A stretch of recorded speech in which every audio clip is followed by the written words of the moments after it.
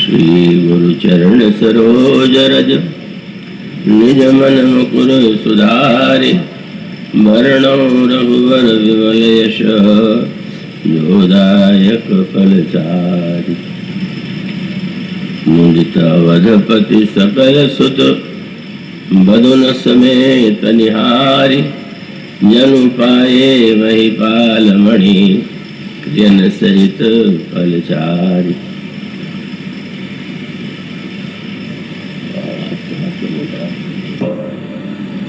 भक्तिमती देवियों, मिथिला की दिव्य नगरी में चारों भाइयों का विवाह संपन्न हो चुका है और स्वाभाविक है कि देखने वाले अपनी दृष्टि से देखते हैं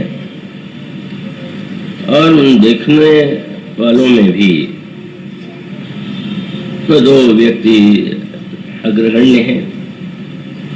एक तो है मिथिला के महानतम ज्ञानी कर्मयोगी जनक और दूसरी ओर महाराज श्री दशरथ। तो आपके सामने जो दोहा प्रारंभ किया गया वह महाराज श्री दशरथ की दृष्टि है। उन्होंने कैसा अनुभव किया और तब गोस्वामी जी कहते हैं कि उन्हें ऐसा लगा, ऐसा प्रतीत हुआ कि आज मैंने चारों फलों को चारों क्रियाओं के साथ पा लिया।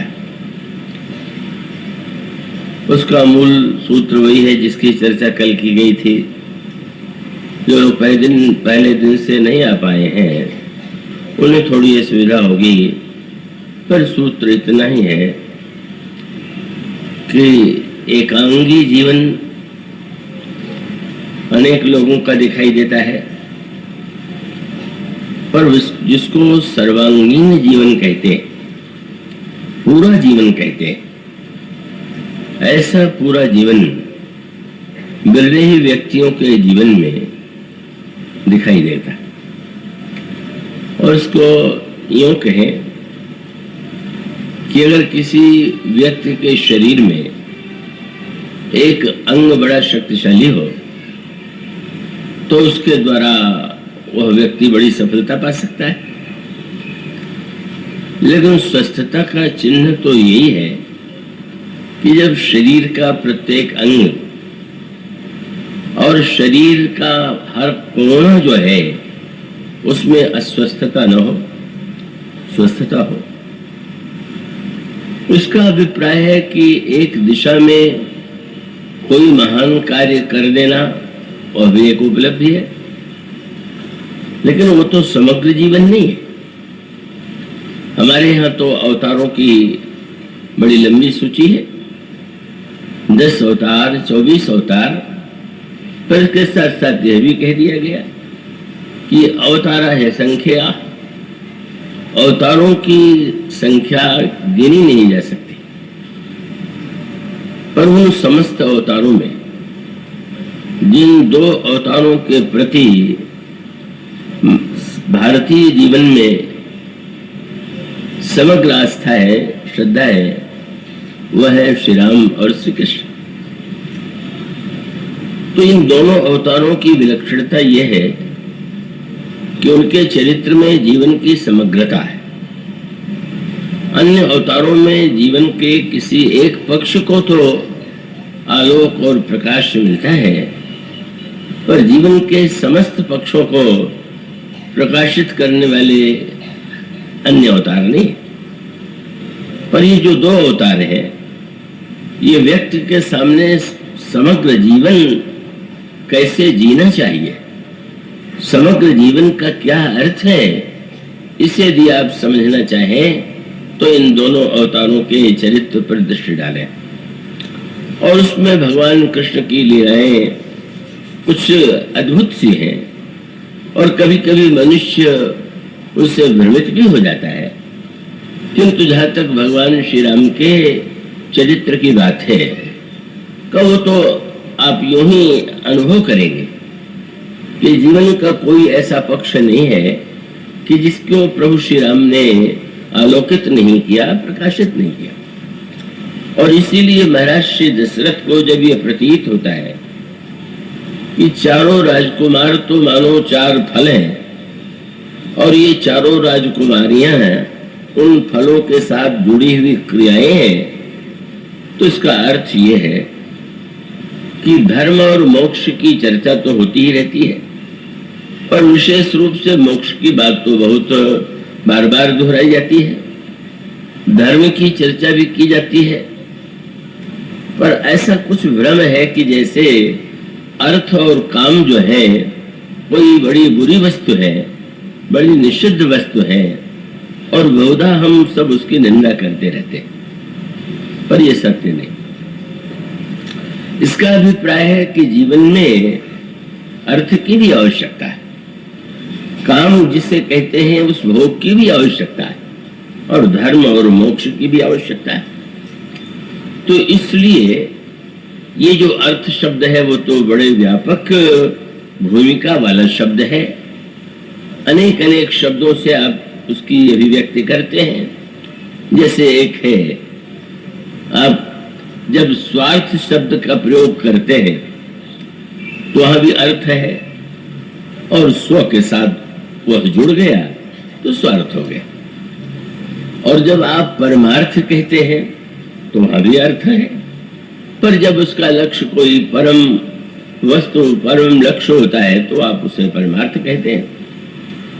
तो इस दृष्टि से ये अर्थ शब्द बड़ा व्यापक है, और साहित्य में तो अर्थ का बड़ा महत्व है। साहित्य में तो सारे साहित्य का आनंद जो है वो तो अर्थों पर ही आश्रित है।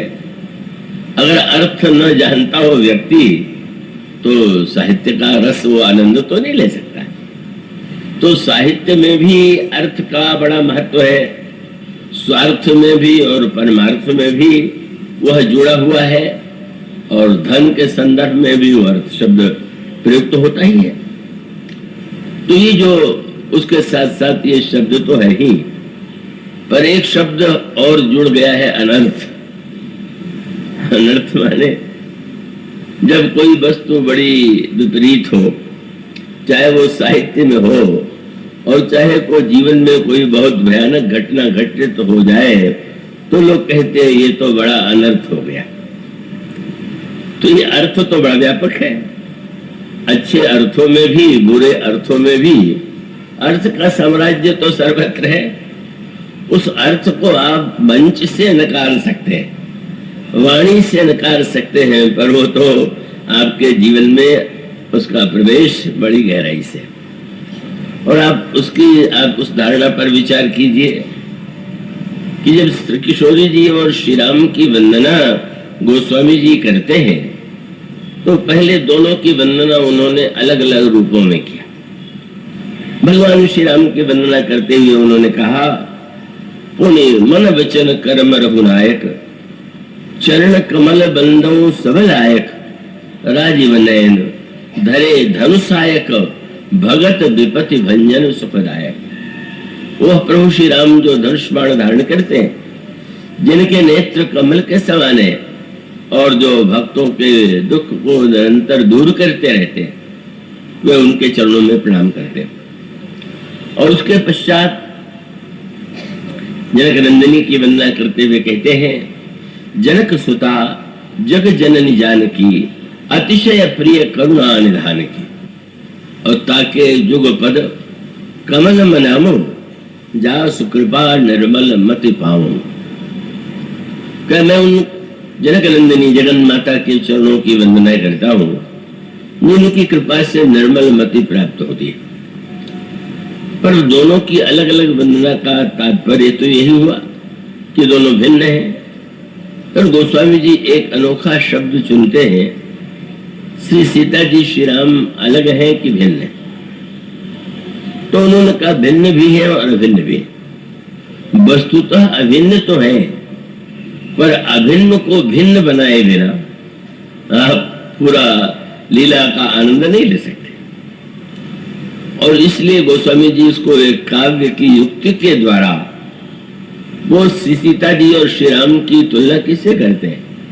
बोले गिरा अर्थ जल बीच सम कहियत भिन्न न भिन्न बंधो सीताराम पद जिनहि परम प्रिय खिन्न।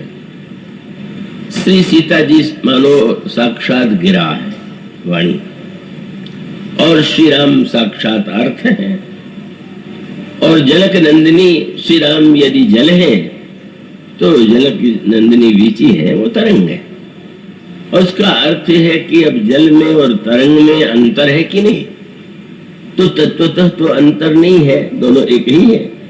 तरंग कोई जल से अलग वस्तु तो नहीं है, लेकिन इतना होते हुए भी आप बोलते हैं तो यही तो कहते हैं कि आज जल में तरंगें उठ रही हैं, नदी में तरंगें उठ रही हैं। तो मानो व्यवहार में जब आप बोलेंगे तो जल और तरंग को अलग करके बोलेंगे। और इसी प्रकार से वाणी और अर्थ, अगर श्री सीता जी वाणी है तो श्री राम उसके अर्थ हैं, और इसका बड़ा अनोखा तात्पर्य है। थोड़ा प्रसंग गंभीर है, पर मैं आशा तो करता हूं, आजकल आशा तो करना थोड़ा मैंने छोड़ भी दिया है, लेकिन फिर भी आशा कर लेता हूं थोड़ी देर के लिए कि अब लोग एकाग्र बुद्धि से सुन करके उसके तात्पर्य को समझ सकेंगे। तो उसका तात्पर्य यह है कि जब कोई वाणी उच्चरित होती है, आपके सामने चौपाई पढ़ी जाती है, तो यो अगर गहराई से विचार करके देखें तो वाणी ही तो मूल है, लेकिन जब तक उसके अर्थ का स्वरूप आपके सामने ना आवे तब तक आप उसका पूरा आनंद नहीं ले पाते। आपको कभी कभी लगता होगा कि अच्छा, इसमें इतना विलक्षण अर्थ छिपा हुआ है, ये तो ध्यान में नहीं गया था। और उसी अर्थ की विलक्षणता के द्वारा ही आपके आनंद की वृद्धि होती है। इसलिए गोस्वामी जी ने कवित्व के ढंग से, दार्शनिक ढंग से यह बताने की चेष्टा की है कि वस्तुतः शब्द का जब तक अर्थ और अर्थ आप कितनी गहराई से ग्रहण करते हैं, उस अर्थ के कितने अंतरंग में आप प्रवेश करते हैं, वो तो आपकी क्षमता पर। कमल में भीनी भीनी सुगंध होती है, और वो कमल खिला हुआ हो तो आप अगर सरोवर के किनारे भी बैठे हुए हैं तो सुगंध आपकी नाक में आएगी। लेकिन आपके मन में यदि हो कि जरा इसको हम और पास से देखें, और तोड़ करके अगर आप उसके पास जाएं, कृपा करके तोड़ने की कल्पना न कर लीजिएगा, क्योंकि सरोवर के कमल को तो तोड़ने में आपको संकोच नहीं होता, आपको पूजा कर रहा है। पर ये रामचरितमानस जो सरोवर है, इसके कमल को कृपा करके तोड़िएगा नहीं, आप उसके पास स्वयं चले जाइए, और चले जा करके आप उसमें जब देखेंगे कमल खिला हुआ है तो पंखड़ियों के बीच में आपको बीच में एक पीला पीला सा, उसको कहते हैं पराग। अब उसका अनुभव जो है वो दूर से नहीं होगा, पास में आप गए और आप अंगुलियों से छू लीजिए तो आपको लगेगा कितना सुंदर कोमल पराग है। पर पराग के अंतराल में भी एक वस्तु और है, और अर्थ वो क्या है, जिसको मकरंद कहते हैं, वो रस। तो देखें, सुगंध का आनंद तो दूर से भी मिल रहा है, और पराग के लिए आप पास में गए तब मिला, पर मकरंद का रस तो बिना भौरा बने आपको मिलेगा ही नहीं। वो कोई बड़ा बुद्धिमान से बुद्धिमान व्यक्ति भी पराग तो छू सकता है, पर मकरंद का तो पान केवल भ्रमण ही करेगा। तो गोस्वामी जी ने कहा कि हमारे ग्रंथ में भी तीनों वस्तु है, का उन्होंने कहा सुवास भी है, और पराग भी है, और मकरंद भी है। क्या है? मानस को मानस के द्वारा आप समझने की चेष्टा कीजिए। वो स्वामी जी कहते हैं अर्थ अनूप स्वभाव सुभाषा सोई पराग मकरंद सुभाषा। जो रामायण में भाषा का आनंद है वो हरो सुगंध है। आप कोई चौपाई सुनते हैं, पढ़ते हैं, आपको भले ही उसके अर्थ का ज्ञान न हो, लेकिन आपको एक आनंद, वेद मंत्र आप सुनते हैं तो उसके अर्थ का ज्ञान बहुतों को नहीं होता है, पर वो भाषा का अपना एक आनंद जो है वो एक आनंद आपको मिलता है। वो बड़ा प्रसिद्ध, किसी मैंने पढ़ा था संस्मरण में कि नेपाल के जो राजा थे उस समय जब सर्वत्र अंग्रेजों का राज्य था तो महारानी विक्टोरिया ने उनको आमंत्रित किया, और वो जब बैठे हुए थे तो उनके उस प्रसंग में स्वागत में अंग्रेजी में गीत गाए गए। तो महाराज ने जब वाह वाह करके प्रशंसा किया, वो महाराज अंग्रेजी नहीं जानते थे, कभी उन्होंने प्रशंसा किया तो उस समय जो महारानी इंग्लैंड की थी उसने पूछा कि आपको अंग्रेजी का तो ज्ञान नहीं है, मैंने सुना है, तो आपको इतना आनंद जो आया वो आप सिर हिला करके प्रसन्न हुए, क्यों हुए? और उन्होंने बड़ा सुंदर उत्तर दिया। उन्होंने कहा जब पक्षी बोलते हैं तो उसका अर्थ भले ही लो, पर उसका कलरव सुन के ही आनंद आ जाता है। मानो एक ये भी आनंद की पद्धति है। आपने देखा होगा उर्दू शायरी में तो मुशायरों में इतनी वाह वाह होती है, और उन वाह वालों में अधिकांश जो है बिल्कुल ना समझे ही होते, लेकिन एक प्रवाह का आनंद है। जब वो कुछ सुनाया जाता है तो उर्दू में उसके बोलने की शैली से एक के मुंह से दो के मुंह से वाह वाह वाह वाह की ध्वनि निकलती है। यद्यपि बुद्धिमान जानता है कि ये सब वाह वाह करने वाले बहुत योग्य नहीं है। उस संस्मरण में भी थोड़े दिन पहले आया, बड़े प्रसिद्ध शायर थे रघुपत शाह, फिराक कर किसी मुशायरे में बैठे हुए थे और एक व्यक्ति सामने बैठा हुआ सबसे अधिक वाह वाह कर रहा था। तो जो मूर्ख होते हैं वो तो वाह वाह सुनते ही प्रसन्न हो जाते हैं कि मेरी बात पर वाह वाह हो रही है, लेकिन बड़ी अनोखी बात है, जब वो सुना चुके तो वह व्यक्ति उठ के जाने लगा, और उधर मंच से उठ करके रघुपत साहब भी जाने लगे। तो अन्य उनके साथियों ने कहा कहाँ जा रहे हैं? ठहरिए ठहरिए, आप बैठिए। अच्छा भाई, गए, तेजी से गए और फिर तेजी से लौट आए। तो किसी ने पूछ दिया आप गए कहाँ थे? बोले जो सामने बैठ करके वाह वाह कर रहा था उसको पीटने के लिए गया था। जो मूर्ख जानता कुछ नहीं था, केवल बिना मतलब वाह वाह की चला जा रहा था। मैं जानना चाहता था तुम्हारी समझ में क्या आया, किसी को मिला नहीं। तो ये तो मानो उनके अपने विद्वत्ता का मापदंड था कि भाई उसको सौटी पर उनको लगता है कि वाह वाह व्यर्थ है। लेकिन जन्मे तो वाह का बड़ा महत्व है, और वो भाषा का आनंद है, वो होता है, और वो सही है या गलत है, लेकिन मानव प्रकृति का एक अंग है। पर गोस्वामी जी ने कहा कि सुगंध के साथ साथ दो वस्तुएं जो है पराग और मकरंद, वह क्या है? बोले अनुपम अर्थ जो है वही पराग है, और अर्थ में छिपा हुआ जो भाव है वही मकरंद है। अर्थ अनूप, स्वभाव सुभाषा, सोई पराग मकरंद सुवासा। और उसका अर्थ क्या हुआ आप सर्वत्र देखेंगे। देवर्षि नारद आए, हिमांचल ने अपनी कन्या पार्वती को बुला करके प्रणाम कराया, और प्रणाम करने के बाद कहा कि महाराज कहो सुता के दोष गुण मुनिवर हृदय विचार, आप बताइए मेरी कन्या के भाग्य में क्या दोष है और क्या गुण है। देवर्षि नारद ने वो फल सुनाया, और सुनाने के बाद गोस्वामी जी ने बड़ी मीठी बात रखी। का क्या? बोले जितने व्यक्ति थे वो आंसू बहाने लगे। सकल सखी, गिरिजा, गिरी, मैना, पुलकशरी भरे जल लेना।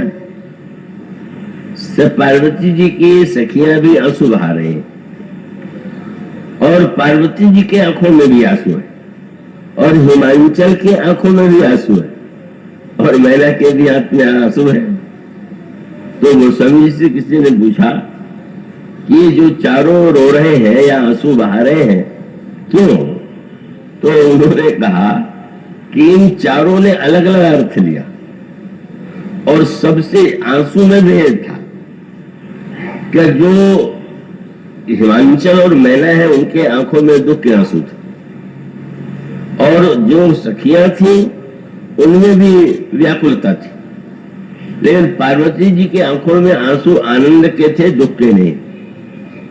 और यहां तक कह दिया कि नारद जी ने सोचा कि कहां से मैंने फल बता दिया, कि सुन के सब रोने लगे। लेकिन गोस्वामी जी बहुत सुंदर बात कि नारद हूं यह भेद न जाना, दशा एक, आंख में आंसू सबके बराबर, पर समुझब बिल गाना। सबकी समझ अलग अलग अर्थ, सबके अर्थ लेने की जो वृत्ति थी। अभी तो कोई भी सोच करके मान लेगा कि नारद जी कह रहे हैं कि इस कन्या को जो वर मिलेगा वो नग्न रहेगा, जटाधारी होगा, अकाम होगा, अमंगल वेश वाला होगा। अब इसको सुन के आंसू आवे तो लगेगा कि दुख के आंसू होंगे, पर अंतर था। मानो उन्होंने बहिरंग फल को ही, बहिरंग शब्दों को ही सत्य मान लिया। लेकिन पार्वती जी इतनी प्रसन्न हो गई क्योंकि प्रत्येक शब्द के जो अंतरंग अर्थ थे और उसमें छिपा हुआ जो भाव था वो उनको आनंदित कर रहा है। बोलिए जितने लक्षण बता रहे हैं ये हमारे आराध्य भगवान शिव में है, तो चलिए आज निश्चित हो गया कि मुझे मिलेंगे, मुझे प्राप्त होंगे। तो उसका अभिप्राय है कि वह समझ आपकी जितनी है, घटनाओं में भी यही बात है, आपकी जितनी समझ होती है उतना तक आप अर्थ लेते हैं, उसके अर्थ को ग्रहण करते हैं। इसलिए अर्थ और भाव का सर्वश्रेष्ठ महत्व है। और तब मानो सूत्र यह है कि अगर आप अर्थ लेना जाने तो आप कहेंगे अर्थ तो एक ही होगा, क्योंकि आखिर जो शब्द है उसका शब्दकोश में 1 2 3 ही अर्थ तो होता है। पर आप जब श्री भरत का भाषण जब चित्रकूट में हुआ तो गोस्वामी से किसी ने पूछा, वहां तो वक्ताओं का बड़ा सुंदर एकत्र जमाव था। किसी भी रामायण के प्रसंग में इतने श्रेष्ठ वक्ता एक साथ एकत्र नहीं हुए जैसे चित्रकूट में एकत्र हुए। वहां कौन कौन आए हुए? महाराज जनक आए हुए हैं, का महामुनि विश्वामित्र आए हुए हैं, और वशिष्ठ आए हुए हैं। श्री राम भद्र तो प्रभु है ही, श्री लक्ष्मण और श्री भरत भी है। अब इतने विलक्षण प्रकार के जो वक्ता एकत्र है वहां उनका भाषण हो रहा है और कभी सबके भाषणों की विशेषता बता रहा। उस स्वामी जी ने कहा भगवान श्री राम जब बोलते हैं तो उनकी वाणी की विशेषता क्या है? बोले तब रघुनाथ जोर जुग पानी, बोले सत्य सरल मृदु वाणी। सत्य सरल और मृदु भगवान राम की वाणी। गुरु वशिष्ठ ने भाषण दिया, गोस्वामी जी ने कहा इनमें 3 विशेषता है कि समय समाज धर्म अविरोधा, बोले तब रघुवंश पुरोधा। रघुवंश के जो पुरोहित है उनका भाषण समय के अनुकूल था, समाज के अनुकूल था और धर्म के अनुकूल था। लेकिन जब श्री भरत बोले तो गोस्वामी जी से किसी ने कहा, विनका एक ऐसा वक्ता जो कभी बोले ही नहीं। चित्रकूट में ही और उसके पहले अयोध्या में ही लोगों को ये पता लगा कि भरत बोलते हुए। श्री भरत तो कभी बोले थे ही नहीं, ऐसा विलक्षण चरित्र था। और भरत जी तो भला अवसर मिला बोले, शत्रुघ्न जी जिनकी चर्चा हम करेंगे वो तो जीवन में कभी बोले नहीं, और एक बार बोले तो बोल के दुखी हुए। बोलने से न बोलना बहुत बढ़िया जंग आया है संस्कृत में। बोले मौन रहना जो है वो विद्वान और मूर्ख दोनों की शोभा। क्यों? बोले मूर्ख के मूर्खता को ढकने का साधन है। भाई नहीं बोल रहे हैं तो पता नहीं कितने विद्वान होंगे, और विद्वान जब मौन रहता है तो लोग कहते हैं अच्छा इतने बड़े विद्वान होकर के भी प्रदर्शन नहीं करते हैं, तो मौन तो बड़ी विलक्षण वस्तु है। पर उस मौन के साथ मानो प्रभु यही तो चाहते थे कि जो वक्ता कभी नहीं बोला जरा वही तो बोले। और जब वो बोलने लगे तो गोस्वामी जी ने कहा कि उस भाषण को समझने वाले इतने बड़े व्यक्ति भी नहीं समझ पा रहे थे, क्योंकि सबके अंतःकरण में अलग अलग अर्थों की अनुभूति हो रही थी। श्री भरत जब बोल रहे हैं गुरु वशिष्ठ को और अर्थ, जनक को और अर्थ, विश्वामित्र को भिन्न अर्थ, और श्री लक्ष्मण और फिर अंत में भगवान राम तो एक और ही अर्थ ले रहे हैं। और अर्थ जो ले रहे हैं तो गोस्वामी जी ने जो शब्द कहा कि भरत जी का भाषण बड़ा संक्षिप्त है, थोड़े में था। तो भाई थोड़े में था तो इसका अर्थ है कि अधिक नहीं जानते होंगे। बोले नहीं, अर्थ अमित और आखर थोड़े। श्री भरत के वाक्य थोड़े हैं और उसका अर्थ अमित है। इसका अर्थ है कि समुद्र की गहराई में आप जितना जा सकते हैं जाइए, पर आपके जाने के बाद भी तो समुद्र अथाह ही रहेगा। गोस्वामी जी का तात्पर्य है कि जो भरत के वाक्य का अर्थ भरत में ढूंढ रहे थे वो नहीं समझ पा रहे थे, पर जो जानते थे कि भरत का वाक्य का अर्थ तो श्री राम में है, वो ये समझ गए कि वस्तुतः श्री भरत क्या कह रहे हैं और उसको श्री राम कैसा समझ रहे हैं। तो ये जो वस्तु है, ये अर्थ तत्व जो है, ये तो साहित्य का प्राण है। और इस अर्थ का सही बोध जो है तो बहुत विरले व्यक्तियों को होता है। और इसलिए अर्थ तो साहित्य में भी और जीवन में भी और हर क्षेत्र में भी। पर हाँ, ये तो कहना ही पड़ेगा कि अनर्थ से बचिए। और आपने ध्यान दिया अनर्थ शब्द कैसे बनता है? अर्थ वही है, बीच में नकार आया तो अर्थ अनर्थ हो गया। अब इसको थोड़ा हम स्पष्ट करना चाहेंगे। तो अर्थ की उपयोगिता जीवन में सभी क्षेत्रों में, किंतु जो महत्व है वो ये है कि अगर ये आप मान लें कि अर्थ ही सब कुछ है, अर्थ भी आवश्यक है, पर अर्थ ही सब कुछ है, और उसके साथ साथ अगर धन चाहिए, अगर अर्थ चाहिए, तो उस अर्थ के लिए आप किस उपाय का आश्रय लेते हैं, किस क्रिया के द्वारा आप अर्थ पाना चाहते हैं। मैं ऐसा करता हूं आप एकाग्रता से समझ रहे होंगे। और तब यह बताया गया, ये जो चारों फल हैं, इन चारों फलों की चार क्रियाएं, इन चारों फलों के साथ जब ये चार क्रियाएं होती हैं तो व्यक्ति और समाज का जीवन जो है बड़ा स्वस्थ रहता है। और यदि इन चारों फलों के साथ ये चारों क्रियाएं न हो तो निश्चित रूप से वो ये चारों वस्तुएं ही समाज के लिए समस्या बन सकती हैं। और तब अर्थ की क्रिया क्या है? तो बड़ी सीधी सी बात है, समाज में अर्थ की क्रिया लोभ है। आपके मन में धन पाने की इच्छा है, जिसके जीवन में लोभ नहीं है वहां पर अर्थ की उपलब्धि का प्रयास भी नहीं, और वो अर्थ उसको नहीं मिलेगा। तो अब लोभ की क्रिया के द्वारा अगर व्यक्ति धन को पाना चाहे तो बहुत बड़ी समस्या आने वाली और आती है। आज इसको समाज में आप देखते हैं, पढ़ते हैं कि अर्थ को हम चाहे जिस रूप में पाना चाहे, एक व्यक्ति जब दूसरे की हत्या करके अर्थ पाना चाहता है, क्या एक व्यक्ति पद के लिए दूसरे की हत्या कर सकता है? एक व्यक्ति दूसरे को अधिक से अधिक कष्ट पहुंचा करके अर्थ पाना चाहता है। तो जहां व्यक्ति के जीवन में लोभ की दिशा में, लोभ के द्वारा अर्थ की प्रवृत्ति होगी, वहां अनर्थ हुए बिना नहीं रहेगा। इसीलिए गोस्वामी जी ने जब लंका की उन्नति का वर्णन किया, रामायण के दो महान नगर हैं, लंका और अयोध्या, और दोनों नगरों में बहिरंग दृष्टि से देखें तो उन्नति हो रही। कई लोगों को भ्रम होता है कि अगर हम पुण्य करेंगे तो हम बहुत धनी हो जाएंगे, पापी लोग धनी नहीं हो, ऐसा कुछ नहीं। मानो लंका में भी उन्नति है और अयोध्या में भी उन्नति है।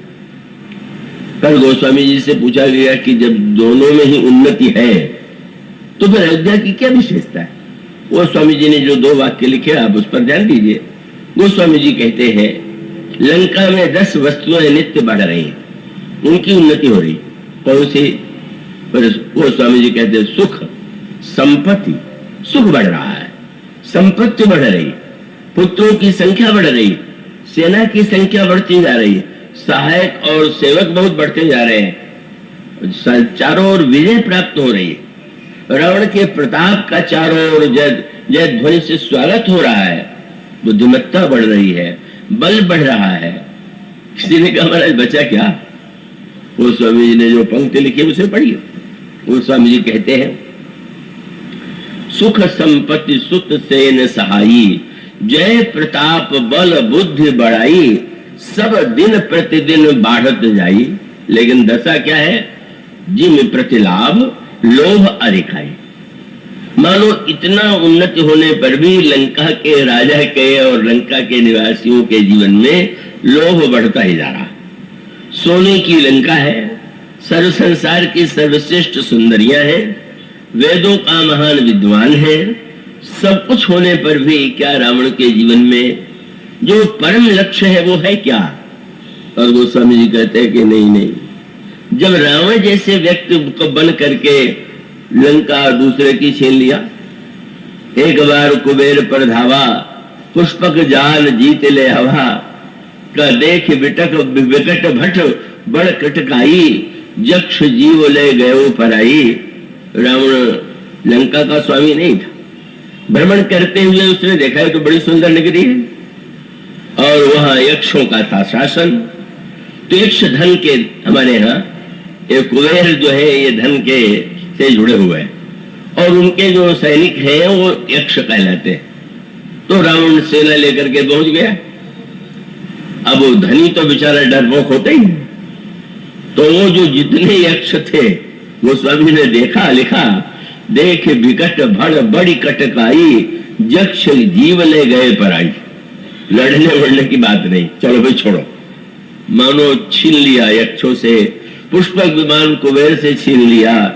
और उसकी पराकाष्ठा तब है कि जब वह इतनी सुंदरियों के होते हुए भी जनक नंदनी सीता को चुरा करके, छल से, कपट करके लंका में ले आने की चेष्टा करता है।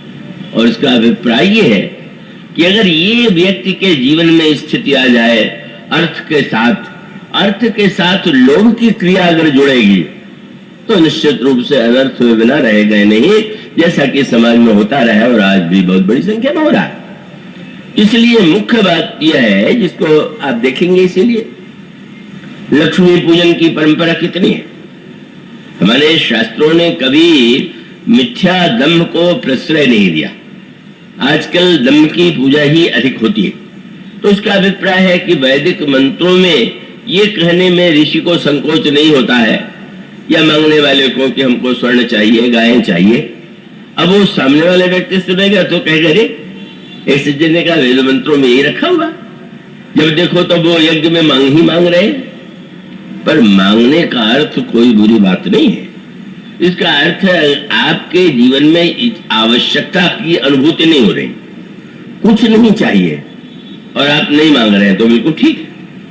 और चाहिए सब कुछ और न मांगने का आप कर रहे हैं स्वांग, तब तो आप बहुत बड़े अनर्थ का अपने जीवन में सृजन कर रहे हैं। तो ये स्थिति मानो संकेत के रूप में यह है कि ये जो ऋषि है का ये हमारे यहाँ क्यों परंपरा है, लक्ष्मी का पूजन क्यों करते हैं।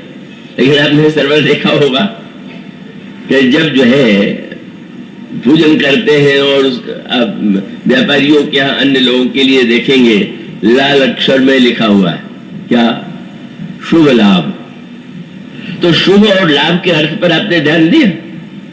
इसका अर्थ अशुभ लाभ भी होता है, पर लक्ष्मी पूजन करना चाहते हैं तो अशुभ लाभ नहीं, शुभ लाभ होना चाहिए। लक्ष्मी जी के साथ गणेश का पूजन करते हैं, इसका तात्पर्य यही है कि गणेश विवेक के देवता है और लक्ष्मी पा करके कहीं मलान होना चाहिए।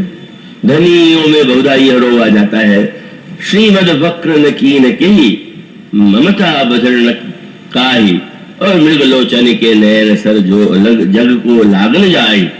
मानो व्यक्ति धन मदमत्त परम वाचाला, उग्र बुद्धि उर दम्भ विशाला। कोई शराब पी करके बोलने लगे बहुत, तो आप बुद्धिमान होंगे तो समझ जाएंगे कि नशे में बोला, चाहे बढ़िया ही बात कह रहा हो। उसका अभिप्राय के बोलने वाला अगर धन के सुरा से उन्मत्त हो रहा है और वो मानता है कि हम जो कह रहे हैं हमारी बात ही ठीक है, तो धन की सुरा पिए हुए। इसलिए लक्ष्मी जी के साथ गणेश की पूजा, इसका अभिप्राय यह है कि लक्ष्मी के बिना तो किसी का काम नहीं चलेगा। पर लक्ष्मी आवे और साथ साथ विवेक के देवता गणेश भी होने चाहिए। यद्यपि लोगों की दृष्टि तो बड़ी अनोखी है, मैंने वह पहली बार बम्बई में देखा, बहुत मुझे अवसर नहीं मिलते हैं, पर बाद में पता चला कि अन्यत्र भी विधि है। आप ये जानते हैं कि पूजन के पहले देवताओं का आवाहन करते हैं और सारे देवताओं का पूजन करते हैं, और फिर विधान है कि पूजन करने के बाद फिर विसर्जन करते हैं। देवताओं से कहते हैं कि आप पधारिए और जब बुलावे तब आइएगा। पर वो विसर्जन करते समय आचार्य और यजमान बोलते हैं कि लक्ष्मी जी को छोड़ के सब लोग जाइए। क्या बढ़िया मांग है। बोले आप लोग आए, हमने सम्मान कर दिया, पर अब लक्ष्मी जी चली जाए शब्द से भी डर लगता है कि कहीं विसर्जन करने हो सचमुच लक्ष्मी जी कहे कि आपने विदाई दे दिया। तो इतना व्यक्ति लक्ष्मी के प्रति, तो लक्ष्मी को आप रोकते हैं तो जरा गणेश जी को भी रोक लीजिए। अथवा सबसे अच्छा तो ये होगा कि लक्ष्मी जी हो तो नारायण अवश्य होना चाहिए। तो ये जो लक्ष्मी और नारायण का जो संयोग है, लक्ष्मी और गणेश का जो संयोग है, वो मानो यह बताने के लिए है कि हमारे जीवन में शुभ वृत्ति बनी रहे, हमारे जीवन में विवेक बना रहे, और साथ साथ हम इस सत्य को समझ लें कि लक्ष्मी तो स्थिर रहने वाली है ही नहीं, चंचला उनका नाम, पर वो अचंचल केवल एक ही स्थान में रहती है। और वह स्थान कौन सा है?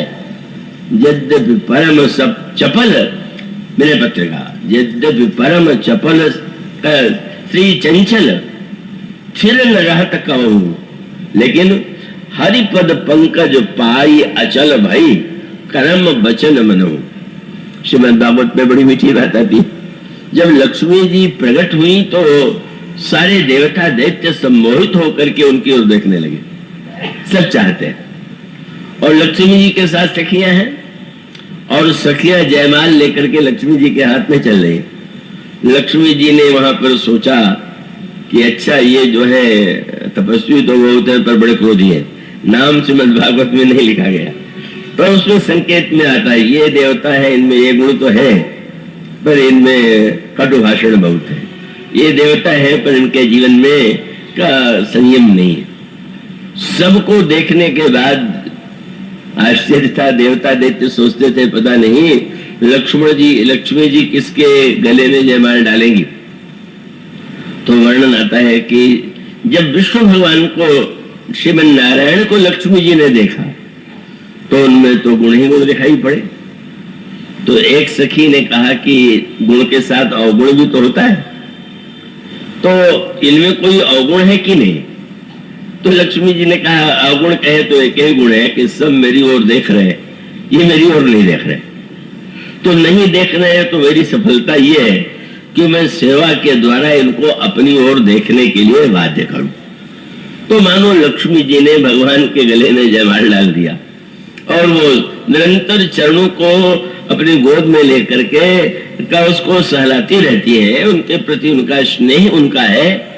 और इसका अर्थ है कि अगर समाज में अर्थ के साथ, शुभ अर्थ के साथ गणेश, अर्थ के साथ सबसे अच्छा तो यह है कि साक्षात भगवान हो, तो हमारे जीवन में जो अर्थ होगा वो लोक कल्याण का हेतु बनेगा। शत्रुओं का जीवन क्या है? और वह सूत्र यह है कि लोभ की क्रिया लंका में उन्नति के मूल में और अयोध्या में। जिस समय जनकपुर से दूत आए पत्र लेकर के कि श्री राम के द्वारा धनुष टूट गया है, और महाराज जनक ने बड़े आदर पूर्वक निमंत्रण दिया कि आप कृपा करके पधारे, और हम चाहते हैं कि हमारे मंडप में आप पधार करके पाणी ग्रहण संस्कार का आदेश दे, विवाह संपन्न हो। दूत आए। जब वह पत्र महाराज दशरथ को मिला तो गुरु वशिष्ठ के पास गए। अब गुरु वशिष्ठ ने जब वह पत्र पढ़ा तो उसमें वो सूत्र है। क्या सूत्र है? उन्होंने कहा, अब इसके अंतरंग में आपने ध्यान दिया, अन्य जितने राजा आए थे वह विवाह करने ही आए थे, एकमात्र भगवान राम ही ऐसे थे कि जो जनकपुर विवाह के लिए तो नहीं गए थे। शास्त्रों में अलग अलग प्रसंगों में जो वाक्य कहे जाते हैं वो उस स्थान पर ठीक है। का एक रोगी अगर डॉक्टर के पास जाए और डॉक्टर कहीं बहुत सत्संगी निकल आवे और वो रोगी से कहने लगे कि क्या दवा के चक्कर में पड़े हो, शरीर नासमान है, एक दिन तो मरना ही है, छोड़ो दवा की चिंता। तो क्या वो डॉक्टर बड़ा बंधनीय लगेगा कि ये तो बड़ा महापुरुष मिल गए, कौन रोगी उसके पास जाएगा? उसका अर्थ है कि रोगी से रो डॉक्टर वही अच्छा लगे जो कहे कि हाँ हम चेष्टा करेंगे, आपकी पीड़ा दूर करेंगे। मानो उसको जिससे आवश्यकता जो लेकर के आया। भगवान भी जब प्रश्न करते हैं तो मानो इसका तात्पर्य है कि आपके क्या आवश्यकता है, आप क्या चाहते हैं, वह तो आप बताइए। और इसीलिए एक विशेष बात है, ये जो निर्गुण निराकारवादी बहुत से संत थे, उन्होंने जो बातें कही वो बिल्कुल यथार्थ, तर्क संगत, पर उन्होंने जन जीवन को बहुत अधिक प्रभाव में नहीं लिया। तुरंत लिया पर बाद में नहीं लिया। और क्यों? उसका तात्पर्य है कि उन्होंने ये समझा कि जो बात उनके अनुभव में आ गई है वो इतनी सरल है कि हर व्यक्ति उसको मान लेगा। तो परिणाम ये हुआ कि सुनने में वो अच्छा लगा, पर वो तो जीवन का सत्य नहीं है। आप कह दीजिए मूर्ति पूजा तो एक बिल्कुल वो है, लेकिन मूर्ति पूजा तो व्यक्ति का स्वभाव है। वो तो मूर्ति चाहे वो चित्र के रूप में बनावे, ज्योति के रूप में बनावे, पत्थर के द्वारा बनावे। मानो जब हम अस्वीकार अस्वीकार की बात करते हैं तो अस्वीकार सुनने में जितना शक्तिशाली लगता हो, लेकिन वस्तुतः जीवन तो, इसलिए भगवान गीता में भी अर्जुन को जब उपदेश देते हैं तो स्पष्ट कह देते हैं कि ऊंची बात का सवाल नहीं। अव्यक्तम हि गतिर दुःखम देवद्भिरवाप्यते। अर्जुन, अव्यक्त तत्व के विषय में सबको समझाने की चेष्टा करना का इसकी क्या लाभ होगा? जो व्यक्ति अभी अपने को शरीर समझ रहा है और शरीर मान करके चल रहा है, आप ये व्यर्थ क्यों सिखाते हैं कि शरीर व्यर्थ है? उसको तो शरीर व्यर्थ नहीं लग रहा, उसको तो शरीर का सुख दुख लग रहा है। तो इसलिए भगवान ने कहा कि उसके लिए अव्यक्त तत्व की बात अलग है। अव्यक्त तत्व भी है, पर अव्यक्त को, इसीलिए गोस्वामी जी का दुआ बड़ा प्रसिद्ध है। तुलसीदास जी महाराज बैठे हुए थे काशी के घाट पर, तो एक अलखिया होगी, अभी कभी कभी आप लोगों ने देखा होगा। और गोरखनाथ जी ने जो संप्रदाय चलाया, बड़े सिद्ध संत थे, बड़े महापुरुष थे। तो अब गोरखनाथ जी के उसमें कई लोग दीक्षित हुए, अब तो उनकी संख्या बहुत बड़ी है। गोस्वामी जी के सामने बैठे हुए थे तो एक निकला योगी, और योगी निकलते हुए बार बार जोर जोर से, अभी वो लोग बोलते हैं, और उस समय तुलसीदास जी के सामने भी किसका अलख अलख अलख निरंजन, अलख निरंजन, बार बार गोस्वामी जी ने सुना, ऐसे कड़वे शब्दों में फटकार दिया जैसा उनको बोलने का स्वभाव नहीं था। कहने लगे तात्पर्य क्या है? अलग को अगर इतने लख रहे हो तो ये बोल चिल्ला क्यों रहे हो? इसीलिए कि इसको सुन के लोग हमारी ओर देखें। बात तो करते हो अलग की और चेष्टा करते हो अपने को लखाने की। मानो कैसी विचित्र विडंबना है। अलग है तो आप अलग रहिए, अपने आप में उसी में डूबे रहिए, पर चिल्ला के घोषणा कर रहे हैं अलग अलग अलग। उन्होंने दोहली रामायण में वो दोहा लिखा, हम अलग, हम ही, हमार अलग। क्या अलग अलग चिल्ला रहा है? अपने को देखो, अपनेपन को देखो, हम के अर्थ को देखो। और फटकारते हुए कहा हम अलग, हम ही, हमारे अलग, और हम हमार के बीच, मैं और मेरेपन के बीच में क्या है? इतना तो लिखो। अरे तुलसी अलख ही का अलख है, राम नाम जप नीच। अरे नीच, पाखंडी, मतलब धूर्त बन करके तू लोगों को अलग का पाठ दे रहा है। छोड़ इस पाखंड को छोड़ करके राम का भजन कर। मानो गोस्वामी जी ये बताना चाहते, ये नहीं कि वो अलग का विरोध करते, वो तो स्वयं श्री राम के लिए लिखते हैं, व्यापक ब्रह्म निरंजन निर्गुण विगत विनोद, सो अज प्रेम भगति बस कौशल्या की होद। तो भगवान को अलग वे भी मानते हैं, निरंजन वो भी मानते हैं, लेकिन उसको सही अर्थों में अलग निरंजन को आप पहले भूल करके जो दिखाई दे रहा और जो आपके आंखों में जो अंजन लगा हुआ है, जो दृष्टि है, निरंजन की चर्चा बाद में कीजिएगा। आंख और उसके अंजन पर पहले दृष्टि डालिए। अलग को बाद में लिखिएगा, पहले जो इतने जो दिखाई दे रहा है, जिसको तुम देख रहे हो। और गोस्वामी जी यहाँ तो उसको फटकारते हुए कहते हैं, दूसरे दोहे में उन्होंने यही कहा। उनसे पूछा गया कि महाराज क्या करना चाहिए, तत्व चिंतन करें कि उपासना और भक्ति करें, कैसे क्या करें? तो उन्होंने यही कहा कि भाई उचित यही है कि व्यक्ति जो है पहले विचार करके देखे। और उन्होंने कहा विचार करने पर दो विकल्प उसके सामने होंगे। क्या? जब अलग का सत्य होगा तो बस वे कहते हैं कहे चुप साधई सुनि समझ। जिसके हृदय में बात समझ में आ गई वो चुप हो गया, मौन हो गया। कहे चुप साधई सुनि समझ और कहे तुलसी भज राम। अगर वो स्थिति नहीं आई है, चुप नहीं रह सकते हो, तो तुम्हें चाहिए कि तुम श्री राम का भजन करो।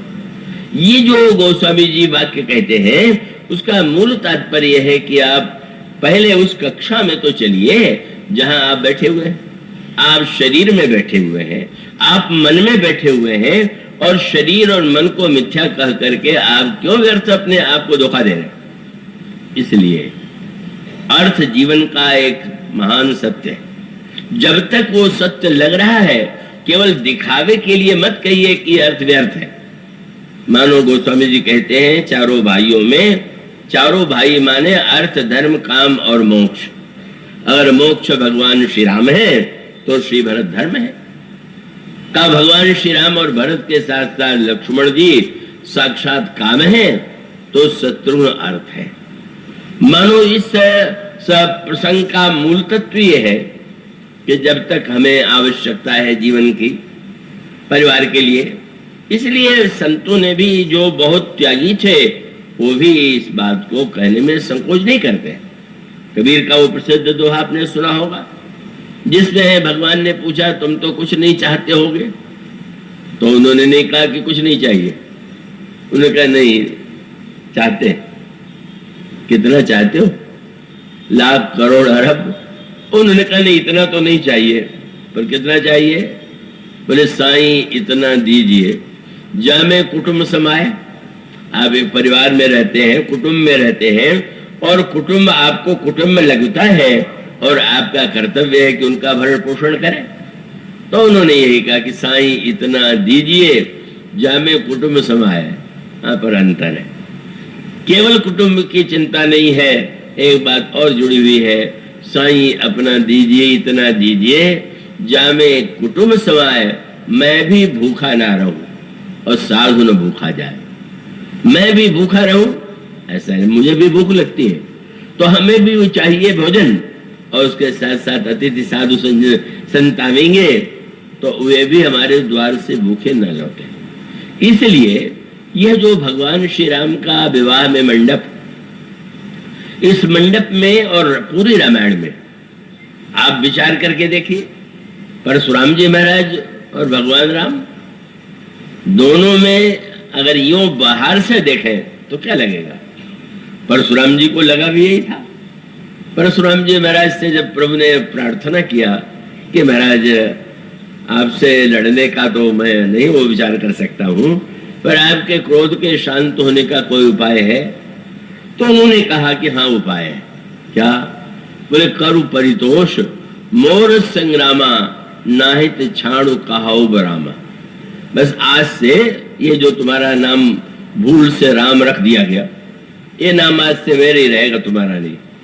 कोई पूछ दे परशुराम जी से कि दूसरे का नाम रहे तो इसमें क्या आपको कष्ट हो रहा है?